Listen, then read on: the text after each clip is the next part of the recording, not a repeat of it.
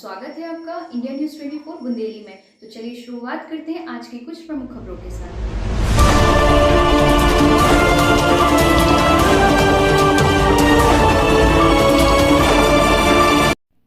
Bahujan Samaj party एवं गोंडवाना गणतंत्र party गठबंधन से रजत दीवान के नामांकन दाखिल किया।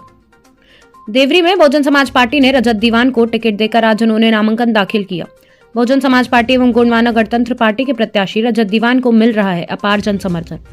सागर जिले के देवरी विधानसभा क्षेत्र में जैसे ही विधानसभा चुनाव की तारीखें नजदीक आने लगी हैं, वैसे ही राजनीतिक दलों में बैठक एवं जनसंपर्क अभियान लगातार जारी है।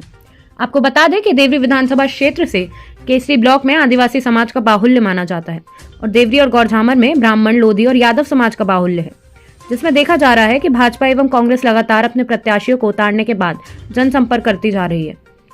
लेकिन इसके बावजूद बहुजन समाज पार्टी ने बड़ा दांव खेला है और गोंडवाना गणतंत्र पार्टी से गठबंधन कर देवरी से आदिवासी समाज के जय संगठन के जिला अध्यक्ष रजत दीवान को चुनावी मैदान में उतारा है और उन्होंने लगातार जनसंपर्क कर लोगों के बीच पहुंच रहे हैं, जिसमें उन्होंने देवरी विधानसभा में जनसंपर्क जारी है।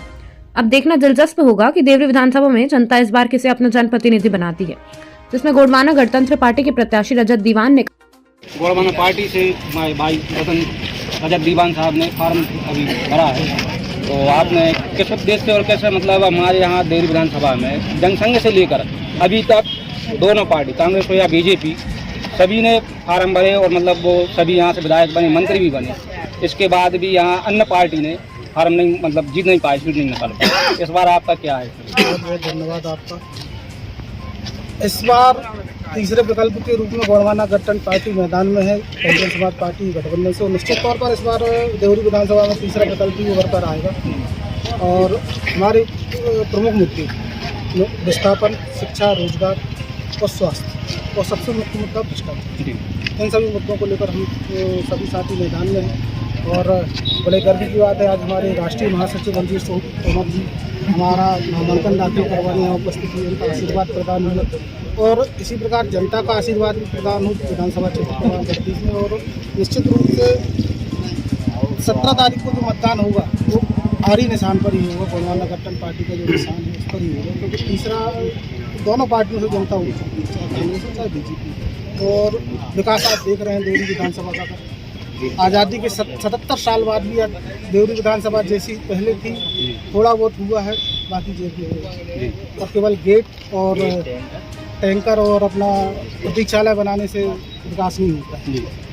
ग्रामों में आप जाकर देखिए, सड़कें नहीं है, पीने को शुद्ध पानी नहीं है। और केसली जैसा एक तहसील होकर जो कि नगर पंचायत की स्थिति में है, लेकिन उसको भी उन्होंने नगर पंचायत नहीं किया। और वहाँ वार्ड क्रमांक एक है। जिस दिन से वो वार्ड क्रमांक 1 बना है, आज दिन तक वहाँ पीने के पानी की व्यवस्था नहीं है और पट्टे भी वितरित नहीं हुए हैं। ये हमारी बहुत सारी मुख्य मुद्दे हैं जो इनको लेकर हम लोग चुनावी मैदान में हैं। और यहाँ से प्रत्याशी चल के जाते ही साथ इन सभी मुद्दों पर हम लोग काम करेंगे और पार्टी सरकार में सहभागी भी। तो आपको मतलब गोंडवाना पार्टी और बहुजन समाज पार्टी के गठबंधन से और जय सम्मेलन में भी आप हैं और उसके बाद ओबीसी भी आपको सपोर्ट कर रही है? बिल्कुल, ओबीसी चाहे ओबीसी हो, चाहे माइनॉरिटी हो, चाहे एससी वर्ग हो, चाहे एसटी वर्ग हो, सभी साथी मिलकर सहयोग कर रहे हैं, तभी हम आज आपके बीच में हैं। और कई हमारे साथी, ये हमारे विधानसभा लखनलाल अहिरवार जी बहुजन समाज पार्टी के विधानसभा अध्यक्ष। तो इस बार टक्कर देंगे आप दोनों पार्टियों को? बहुत बहुत टक्कर देंगे आप? बहुत सबसे ज़्यादा टक्कर मुकाबला रहेगा। प्रदेश सचिव हैं, राष्ट्रीय महासचिव से हम बात करेंगे थोड़ा इस संबंध में। दीवान साहब के अब गोंडवाना गणतंत्र पार्टी संपूर्ण मध्य प्रदेश में बहुजन समाज पार्टी और गोंडवाना गणतंत्र पार्टी ऐसे मिल के हम लोग पूरे मध्य प्रदेश और छत्तीसगढ़ में, जो हमारा सपना था दादा हीरा सिंह मरकाम का कि हमें मध्य प्रदेश और छत्तीसगढ़ में सत्ता तक पहुंचना। सत्ता तक पहुंचने का कारण केवल एक है कि देश को आज़ाद हुए 75 ईयर 75 सालों में भाजपा की सरकार भी रही, 60 सालों तक कांग्रेस की रही। निरंतर ये आदिवासी के विकास के बारे में बोलते रहे, केवल मंचों से चिल्लाते रहे। आज आदिवासी को विनाश की ओर धकेला जा रहा है। आज विस्थापन के नाम पे आदिवासी जमीनें छीनी जाती हैं। आदिवासी के पास कोई बड़ी बड़ी फैक्ट्रियां नहीं है। आदिवासी के पास उसकी जो जमीन है उसकी माँ जैसी है, उसी में अपने मेहनत मजदूरी करके अपने परिवार की जीविका चलाता है। लेकिन विकास के नाम पे आदिवासियों का पतन किया जा रहा है। किसी प्रकार का कोई बड़ा प्रोजेक्ट लगाना है तो आदिवासी जमीनें छीनी जाती हैं। आदिवासी जल जंगल जमीन, हमारा जो गोंडवाना आंदोलन है वो जल जंगल जमीन के लिए आंदोलन कर रहा है और उसी के लिए आने वाली सत्ता में हम लोग आते हैं तो सबसे मेन मुद्दा हमारा रहेगा कि जल जंगल जमीन और विस्थापन की जो प्रक्रिया की जा रही है।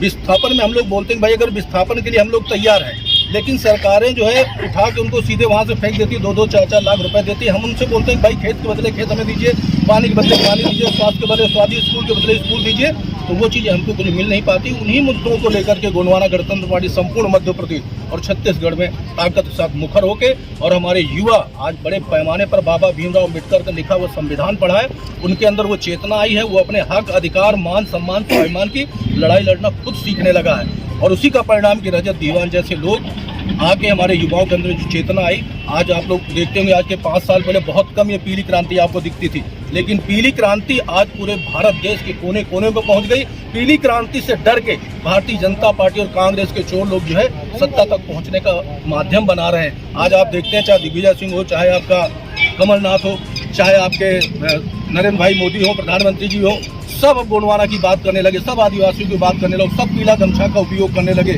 तो वो पीले गमछे के माध्यम से सत्ता पर पहुंचना चाहते हैं, लेकिन अब उनको भूल जाना चाहिए, सोच अपनी खत्म कर देना चाहिए कि गोंडवाना का जो युवा है वो बाबा भीमराव अम्बेडकर का संविधान पढ़ चुका है, वो अपने हक अधिकार के लड़ना सीख गया। आज कहीं पर भी अन्याय अत्याचार होता है तो पीली क्रांति के युवा हमारे वहाँ पर दौड़ के पहुँच के अपने मान सम्मान की लड़ाई लड़ते हैं। उसी को लेकर के आज पूरे मध्य प्रदेश में हमने युवाओं के ऊपर फोकस किया। सभी विधानसभा में हमने अच्छे युवाओं कि इस बार देवरी विधानसभा में जनता के आशीर्वाद से क्षेत्र में विकास की गति में वृद्धि होगी और क्षेत्र में रुकी हुई कमियों को चिन्हित कर लिया गया है और उन्हें दूर किया जाएगा।